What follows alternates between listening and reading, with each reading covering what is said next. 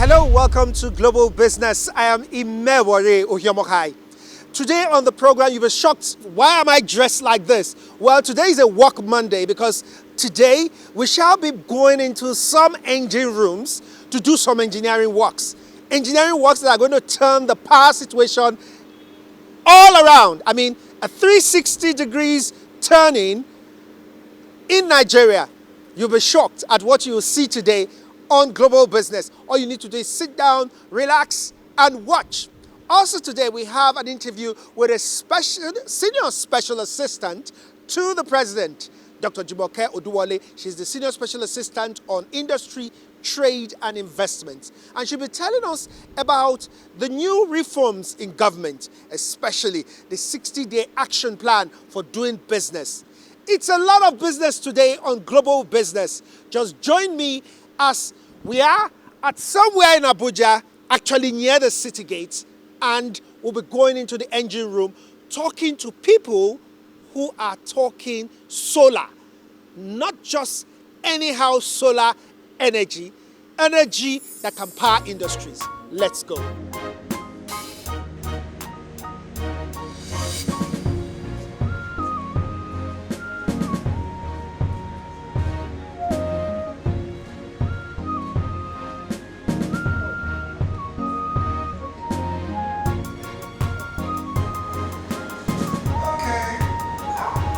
Welcome to our power. Thank you. Thank you, sir. Solar-powered engine room. That's where we are in Abuja. And we're going to be talking with someone who has done something for the power industry. Everybody has been talking about the power industry and how much we need the power industry to grow small businesses. And he's going to tell us about what he has done to revolutionize solar power in Nigeria. Because many people still use solar power, but this is a revolution. I'm talking about Deji. Deji. He is a renewable energy project developer. Yes. Deji squared. Welcome to Global Business. Thank you very much. Now, Deji, I saw it on the news that you invented or you came up with the largest solar-powered building in Nigeria, 100 kilowatts power, isn't it? Yes, 100 kilowatt. What does that mean? Tell us. Okay, thank you very much. So what we have done, which is not common, is a 100 kilowatt peak solar PV system for this particular building we're standing in. And it will be able to power all of their business operations in the daytime.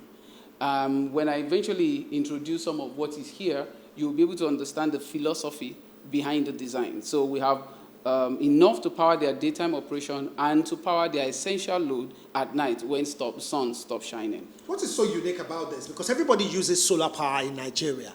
Okay, so what has been happening, which many know, is the standalone system, which from here is basically talking about this small component. It's the one that is tied to the battery. So everybody, when light goes, you can generate power, or rather you have power based on your solar or even your basic inverter system that works with your generator. However, this is what is novel in Nigeria, which many are not familiar with. This is a solar PV system which is optimized for the daytime. So when sun is shining, you're generating as much electricity that you need for your business or for your home or your environment. And it is designed to specification. This one is working like your generator, like I was casually telling someone recently. The electrons from your solar system is not different from what is coming from either your generator or your grid. These three inverters, these are the 3 CL inverters. They are called grid-tied system. So at 75 kilowatt peak, each of these are 25 kilowatt. 25 kilowatt for, in layman terms, is about 27.5, 28 kVA. So each of these is about 80 kVA of generator capacity, which is able to power the business operation of this environment. Okay, now what does this mean for businesses in Nigeria? One of the things that this does is it will significantly drop the cost of electricity for everybody. Now, where the challenge had been for many businesses is because this component has not been understood.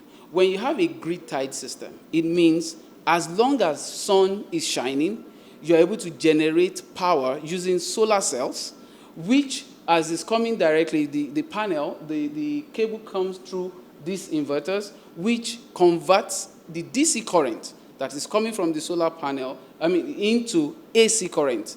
The AC current is what powers your operation.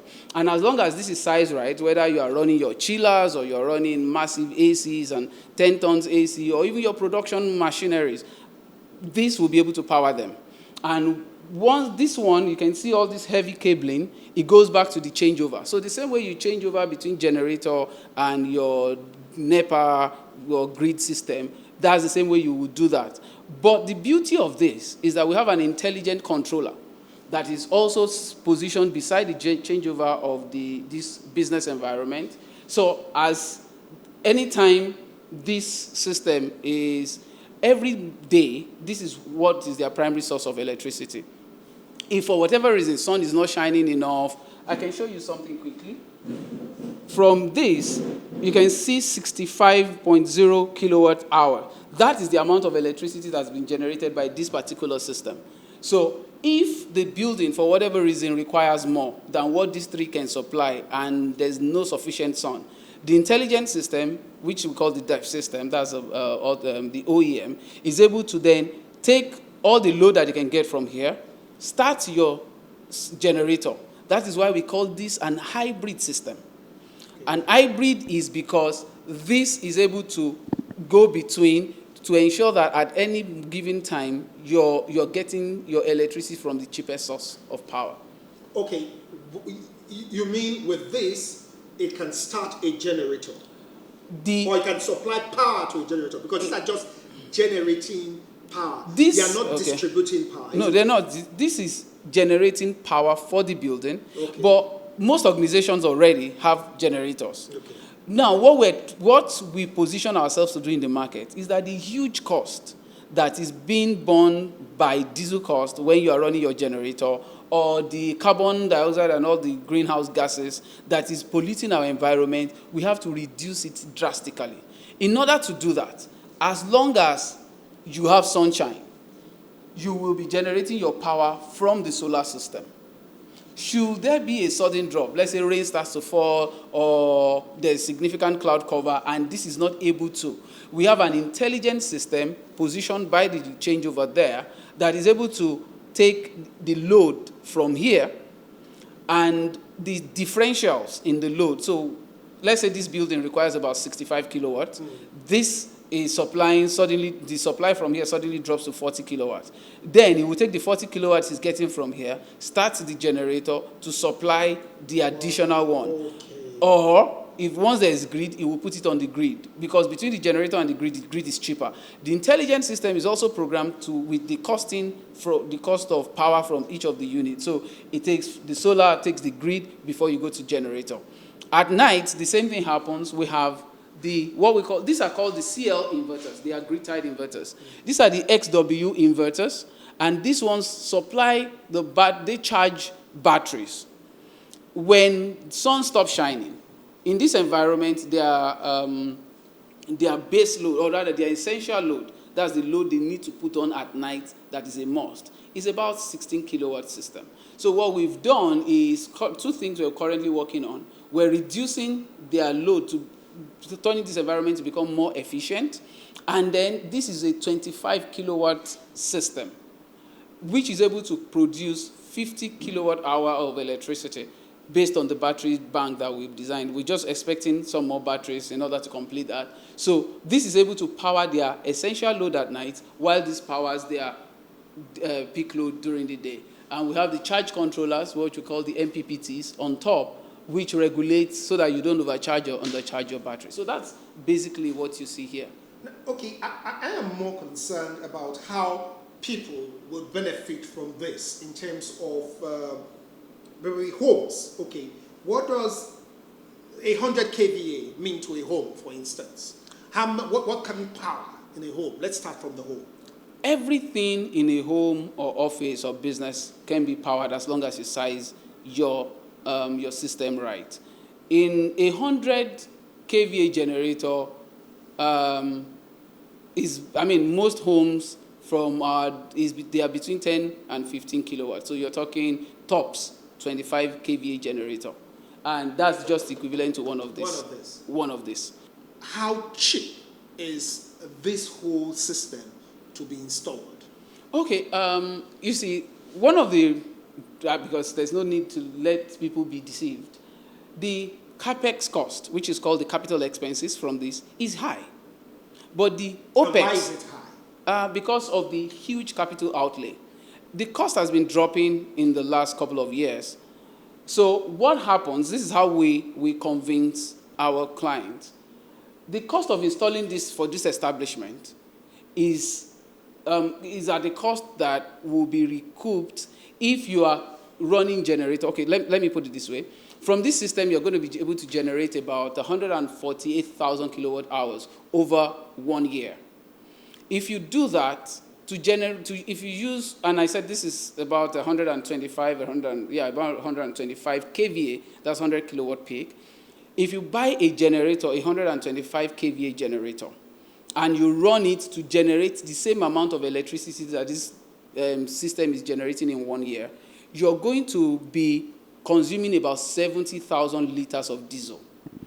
If you consume 70,000 liters of diesel every year, let's say at an average of 200 naira per liter, it means that in about 5 years, you will have burnt diesel, run your generator with tear and wear, and you will continue to do the same thing. However, that's 5 years' expenses has already paid for this. Now, this system is designed to generate power with minimal or no extra cost for the next 25 years. So what we have, because we deal with tier 1 OEMs, we have 12 years product warranty on the solar panels, which means for the next 12 years, if anything happens to any of the solar panels, it will be replaced at zero cost. And then you have 25 years performance warranty. So each of those solar panels are guaranteed to generate power for the next 25 years. And you will have underwritten the total cost of the installation in 5 years. So you are literally generating power for yourself for free for the next 20 years. If you size that or compare that with your generator, every year you are burning about 70,000 liters of diesel to generate the same amount of power, and you will have depreciation. So the power factor of your generator that is 0.8 will probably drop to like 0.4, 0.5 in another 6 to 7 years. And then you probably will need to replace generator. I'm aware most of the telecom mast that is powered by generator, they have to change the generators every 4 or 5 years. So if you power that with solar, it means that eventually cost of doing business will drop, cost of making calls will drop. If a business is able to install solar and pay off in 5 years, it means that they will be able to do business cheaper, costs will reduce, profit margin will improve, and shareholders and consumers will be happier. That is what we're selling. And so that's the future of business. That is the future of business. Of business in Nigeria. Some places where there's no solar, there's no sun as much as there is in Nigeria, this may not be very viable. Okay, just to put it factually, solar does best at 25 degrees of temperature. So if you have 25 degrees centigrade, you have good yield. So it does not have to be like significantly hot or, in order for you to have peak generation. Wow. And what is the government? Is the government partnering with you to try to see whether, because we're talking about the energy mix, alternative energy and an energy mix. Is the government partnering with you to see what they can do to probably use solar instead of using the normal hydro or... Yes, I will actually commend this administration. As, like you said, you saw on the news, the Honorable Minister was here on Tuesday to actually commission this project. And the policy of this administration has actually been clear that by 2030, they want 30% of the energy mix in Nigeria to come from renewables. Now, renewable means solar, wind, biomass, small hydro. And this administration has been doing that. Beyond that, our regulator, the National Electricity Regulatory Commission, they've also been really clear. You'll be aware that recently the IPP, the renewable energy generation licenses were issued to 11 companies. So we have about 1,000 megawatts of solar that will be added to the grid as soon as they were able, the winners of those licenses are able to install their plants. So there's quite a lot going on. And hydro is also some form of renewable, but because in every location, the same way Lagos is peculiar for gas, you can put gas as a solution in Kano because you can truck gas to Kano. So you need to look at the cheapest source of electricity in Kano, and that's where the conversation about our energy mix comes in. And I think the government is doing its best. We want more. In terms of sensitization of the public, in terms of understanding the peculiarities of renewable energy industry, such that both the consumers, the financial sector, because we need them, not everybody has the huge capital outlay that is required to do these things. But if they talk to their banks and their bank already understand how this works, it becomes easier for them to access needed funding, for them to be able to, sign like a power purchase agreement whereby we generate power, is metered, what we generate, they pay for. So all of that model are already in place. We just need a few handshakes across all the sectors required. Thank you very much, Deji Squared. We've been talking to Deji Squared, looking at renewable energy, looking at the issue of how do we get the energy mix for Nigeria. So you might say that not all states have to be connected to the grid, or if they are connected, they don't have to be powered by gas. Some could be powered by water, some could be powered by sun, solar, and some could be powered by coal. Anyway, the program continues as we move on to a talking point, talking to Dr. Jumoke.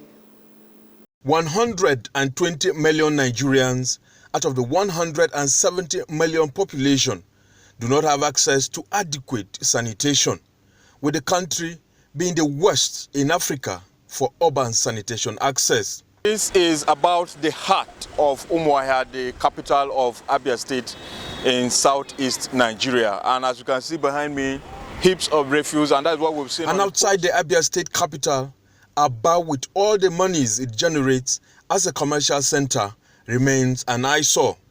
AIT also takes you to Enugu State in the southeast, and then Benue and Nasarawa states in the north central. It is refuse, refuse, and refuse everywhere. Join us on Straight Talk this Wednesday at 2 p.m. on AIT and 17 hours GMT on AIT International as we focus on the waste management crisis in Nigeria from state to state. I promised to have this guest on the program many weeks ago. Well, we've been able to get her, and she's our guest today.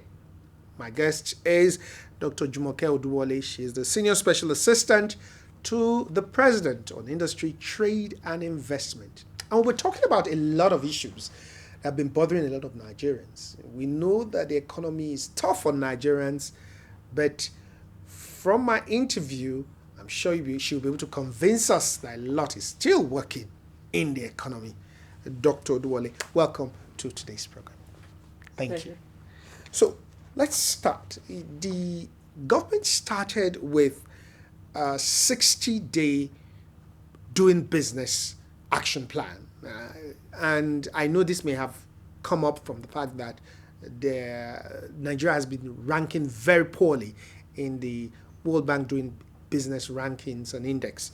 So tell us about the 60-day plan. Before I start with the action plan, first of all, thank you for having me. I'd like to talk a bit about the Presidential Enabling Business Environment Council, from which the 60-day National Action Plan derives its authority or its mandate. So we started working on the business climate reforms at the beginning of 2016, and then we scoped and looked at how other countries are doing it worldwide, global best practice, and what would work for Nigeria. So in July 2016, His Excellency the President inaugurated the Presidential Enabling Business Environment Council, the PEBEC.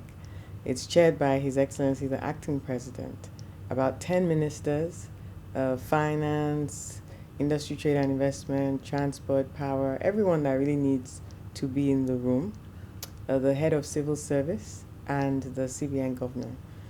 And because it has to be a collaborative effort, we also have a representative from the National Assembly. We have state governments represented and the private sector. So you see that it's indeed a robust council.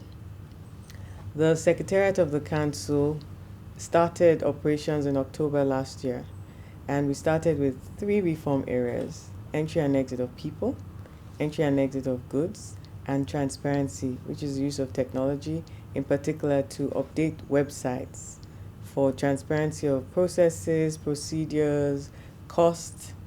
The idea of the project is to make it easier, progressively easier, to do business in Nigeria, particularly for MSMEs. And for that, we consider it really the mandate to focus on the engine of the economy. They employ about 80% of labor, and they contribute about 50% to GDP. So that's why the interventions are targeted at that. So in January, we had another scoping mission. We went around the country, Lagos and Kano in particular.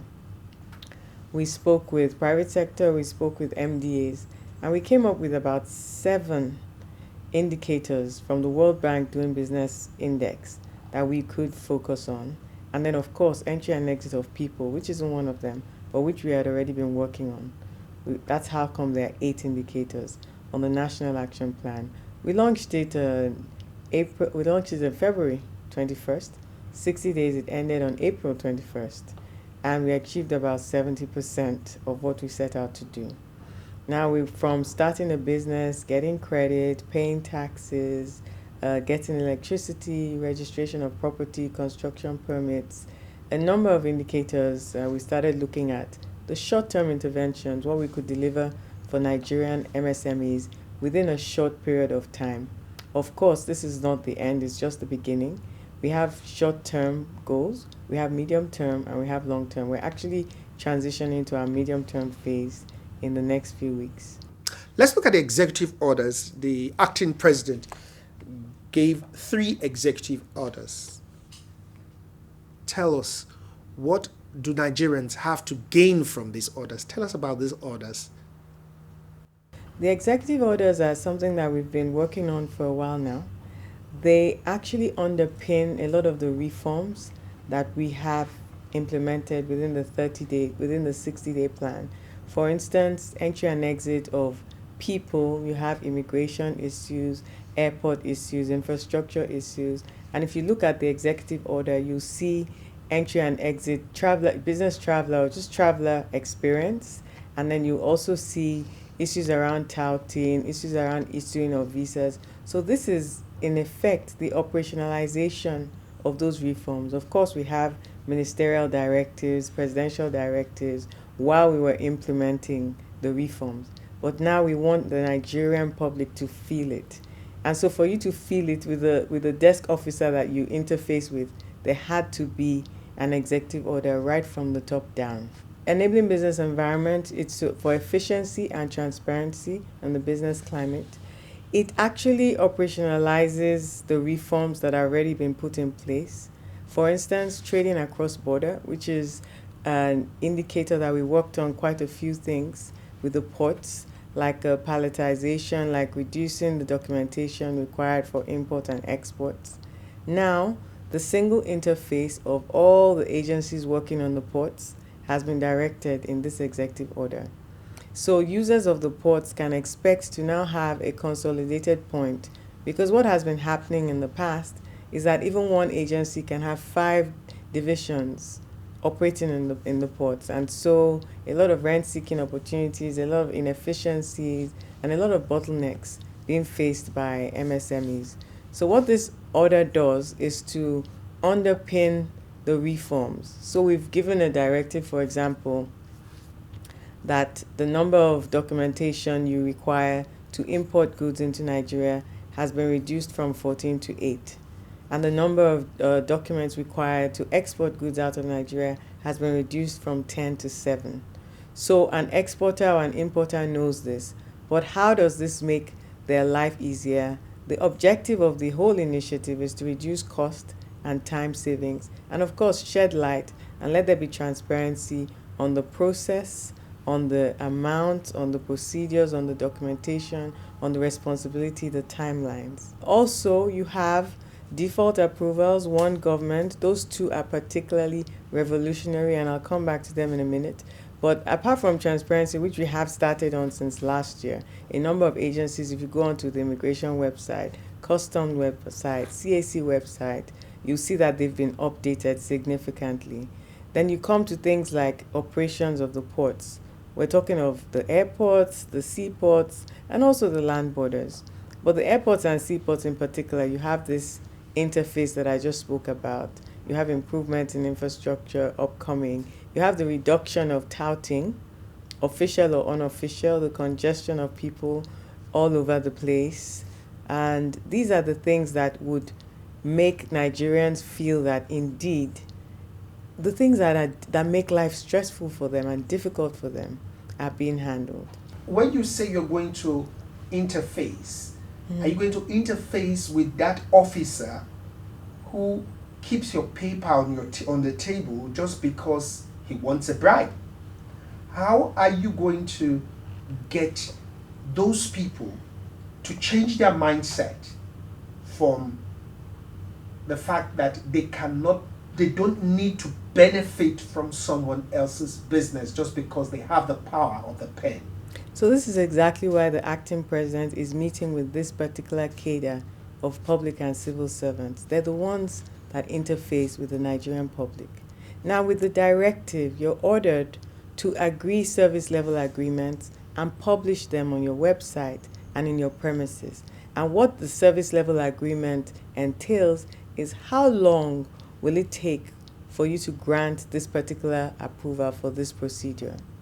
When that time is known, say 14 days, then what are the requirements so that people are not coming and going? So I can leave my office and come once and for all if I have to come. So that you don't tell me, okay, go and get your grandmother's certificate. It wasn't on the list, but it's part of what you need to do. And then when you've done that, if you're rejected, if your application is rejected, it has to be with reasons. Thank you very much, Dr. Jumoke Oduwole, for coming on Talking Point. We've been speaking with Dr. Jumoke Oduwole, and she is the Senior Special Assistant to the President on Industry, Trade and Investments. And we're looking at doing business in Nigeria, the reforms to do business, which will ultimately, of course, affect the economy. The results came out not too long ago that Nigeria, the growth rate has improved, minus 0.52% according to National Bureau of Statistics. And of course, the Central Bank of Nigeria leaving its monetary policy rate unchanged at 14%, the cash reserve ratio at 22.5%, and the liquidity ratio at 30%. So, where will this take us to?